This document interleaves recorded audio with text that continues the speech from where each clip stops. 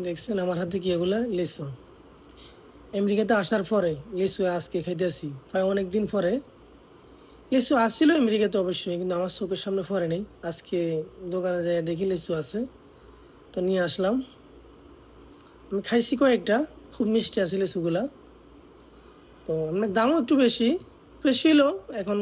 কিছু করার নাই, কারণ এগুলো আমেরিকাতে হয় না, এগুলো আসে বাইরের থেকে, বা মেক্সিকো বা কানাডা, আশেপাশের দেশ থেকে আসে, এদেশে এগুলো হয় না। এই জন্য একটু দামও বেশি। তো খাইতে খুব মজা আছে লিচুগুলা।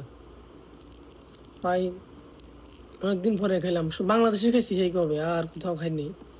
আর আমেরিকাতে আসছি খাইতেছি প্রায় আড়াই বছর 3 বছর পরে।